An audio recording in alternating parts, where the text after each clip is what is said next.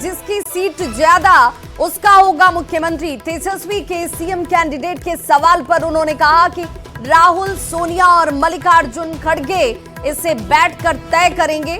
साथ ही साथ कांग्रेस विधायक अजीत शर्मा ने यह भी कहा कि अगर पार्टी को ज्यादा सीटें मिल गई तो वो भी सीएम बन सकते हैं। अजीत शर्मा के इस बयान के बाद अब सवाल खड़े हो रहे हैं कि क्या महागठबंधन में नेतृत्व को लेकर सब कुछ ठीक नहीं है।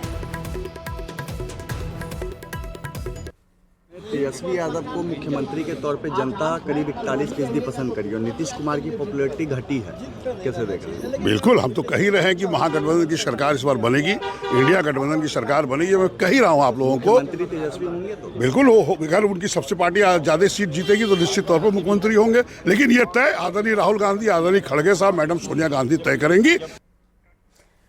तो अजीत शर्मा को आपने सुना, जो सीधे तौर पर ये कह रहे हैं कि जिसके पास जितनी ज्यादा सीटें आएंगी वही मुख्यमंत्री की दावेदारी में सबसे आगे होगा। और इसीलिए इस बात के भी कयास लगाए जा रहे हैं कि क्या इसे लेकर अब खुद ही असमंजस की स्थिति में महागठबंधन के अंदर पार्टियां हैं क्या। सोनिया गांधी और राहुल गांधी ये तय करेंगे जब बैठक होगी और उस बैठक में सीटों को लेकर बातचीत की जाएगी। वहीं कांग्रेस विधायक अजीत शर्मा के बयान पर बीजेपी नेता शहनवाज हुसैन ने तंज कसा है और कहा कि लालू जी की पार्टी का भविष्य सोनिया और राहुल गांधी तय करेंगे। आरजेडी को यह बताना चाहिए कि अजीत शर्मा के बयान से क्या वो सहमत हैं या नहीं है। अजीत शर्मा जी का बयान बड़ा बयान है। लालू जी की पार्टी का भविष्य भी सोनिया जी, राहुल जी तय करेंगे, तो इस पर तो आरजेडी को बोलना चाहिए कि वो अजीत शर्मा के बयान से सहमत हैं कि नहीं है। ऐसा मौका आएगा नहीं। ये लोग मिल के भी 25-30 सीट नहीं जीत पाएंगे। 200 से ज़्यादा सीट हम लोग जीतेंगे और सरकार एनडीए की बनेगी। और इस बड़े खबर पर हमारे साथ आरजेडी के मुख्य प्रवक्ता शक्ति यादव जी जुड़ चुके हैं। शक्ति यादव जी, बहुत स्वागत आपका। अजीत शर्मा का बयान क्या आपने सुना है?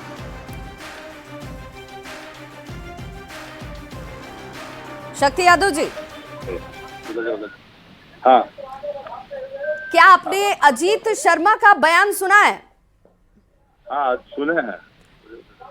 क्या सवाल ये कि आरजेडी को लेकर, तेजस्वी यादव को लेकर ये तय करने की स्थिति अब क्या सोनिया गांधी या राहुल गांधी के स्तर पर होगी?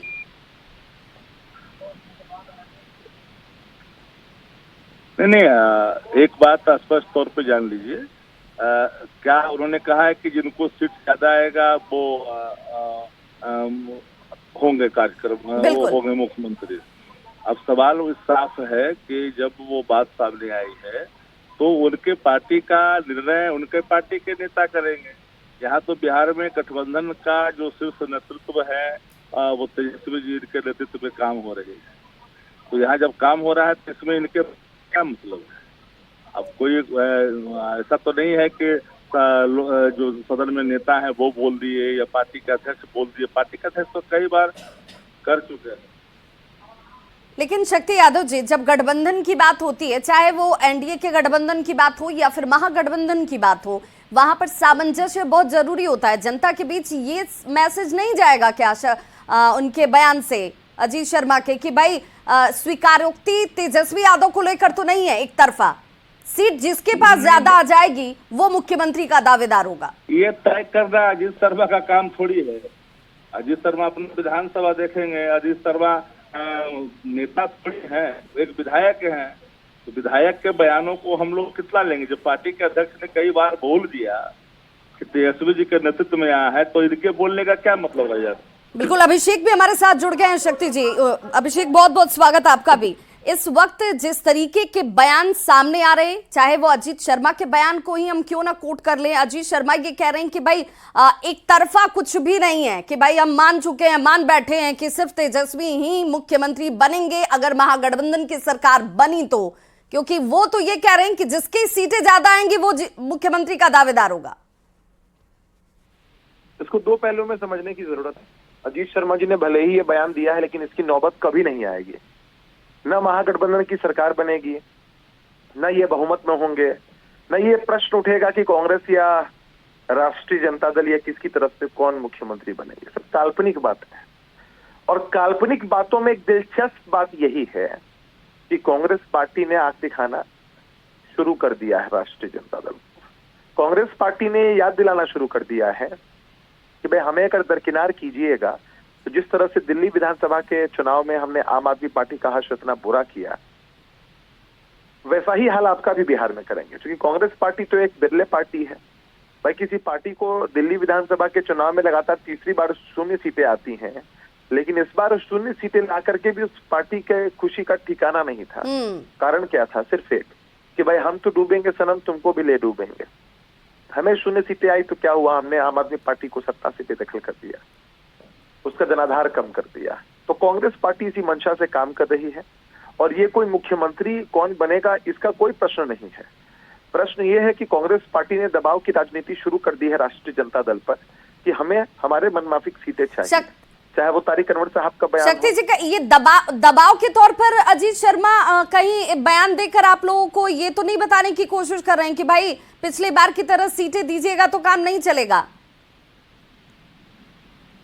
करने वाले वो एक सदस्य के तौर पर है, उनकी बातों को हम लोग उतनी तवज्जो देने के बजाय हम तो शीर्ष नेतृत्व के निर्णय जो होते हैं उसकी बात करते हैं। हर व्यक्ति कहाँ से प्रभावित होकर के किसके कारण क्यों बोल दे, व्यक्ति के व्यक्तिगत भाव का प्रकटीकरण पार्टी के निर्णयों का प्रतीक नहीं होता। ये बात हमेशा याद रखनी चाहिए। ये तो पार्टी के अध्यक्ष हैं, न नेता है सती में, अब इनके बोलने से कुछ फर्क तो पड़ता नहीं है। ये तो कई जगह से प्रभावित भी रहते हैं, इनके बारे में जग जाहिर है। किससे प्रभावित लग रहे हैं शक्ति जी? अरे सवाल मैंने कहा कि व्यक्तिगत भाव का प्रकटीकरण पार्टी निर्णयों का प्रतीक नहीं होता और पार्टी निर्णय व्यक्ति नहीं होता। लेकिन दूध का जला तो छाछ भी फूक फूक कर पीता है शक्ति जी। दिल्ली का जिक्र जिसका अभिषेक भी जिक्र कर रहे हैं कि दिल्ली में जो कांग्रेस ने आम आदमी पार्टी के साथ किया, कहीं वो खेला तो नहीं हो जाएगा? अरे कहावत है ना, जिनके घर में खुद ही आग लगे हुए हैं, जो खुद ही नकार रहा है नेतृत्व को, अब वो हमारे गठबंधन में कहाँ कोई मामला बनता है? यहाँ भी वो अब कोई अगर व्यक्ति एमएलए कुछ बोल रहा है तो उसको लेकर। चलिए अरविंद जी भी हमारे साथ जुड़ गए हैं। शक्ति जी, अरविंद जी भी जुड़ गए बीजेपी से। अरविंद जी बहुत स्वागत।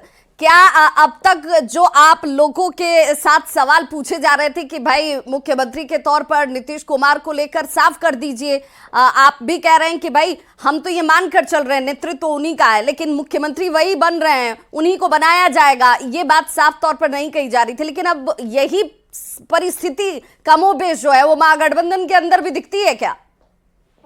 जी नमस्कार। सबसे पहला चीज ये है कि कल सदन में तेजस्वी यादव ने कांग्रेस को भरपेट कोसा कि 2005 के पहले कैसे था। अरे कांग्रेस की सरकार थी, उसके बाद राजद की सरकार आई, तो ये आपस में ये लोग गाली गलौज करते हैं और ये सिर्फ जो है जेल जाने के डर से लोग का गठबंधन बनता है, क्योंकि सारे घोटालेबाज एक साथ हैं। अभी जो है अजीत शर्मा जी जो है इनको नेता नहीं मान रहे हैं। आप दिल्ली में देख ली सारा कि दिल्ली में ये लोग क्या किए, तो ये सारे जो है घपले घोटाले वाले लोग हैं, ये सारे एक से एक धाराओं से सुशोभित लोग हैं, ये सब परिवारवादी लोग हैं और ये सब कहीं न कहीं एनडीए के चलते, जो एनडीए में अच्छे लोग हैं, विकास वाले लोग हैं, इनके डर से, इनके अपने घपले घोटाले के चलते जेल जाना नहीं पड़े, इसलिए सब एकजुट हुए हैं। ये सब अवसरवादी हैं। जब इनको लेकिन उसी अवसरवादिता में क्या आरजेडी के ऊपर दबाव वाली सियासत कांग्रेस ने शुरू कर दी है, ये भी बहुत महत्वपूर्ण हो जाता है। अरविंद जी बहुत बहुत शुक्रिया आपका हमारे साथ जुड़ने के लिए। शक्ति सिंह यादव जी आपका भी बहुत शुक्रिया और अभिषेक आपका भी बहुत शुक्रिया हमारे साथ जुड़ने के लिए। तो लालू का सपना नहीं पूरा होने देगी कांग्रेस क्या, ये भी सवाल उठ रहा है। कांग्रेस विधायक अजीत शर्मा के बयान को क्या ऐसे देखा जाए? तेजस्वी के सीएम बनने के सवाल पर अजीत शर्मा का ये बयान इस वक्त ये शंका जाहिर करता है। सोनिया गांधी और राहुल गांधी तय करेंगे कि आखिर कौन होगा मुख्यमंत्री, क्योंकि हमारे पास सीटें कितनी आती हैं और सबसे ज्यादा सीटें जिसके पास होंगी उसका मुख्यमंत्री होगा। और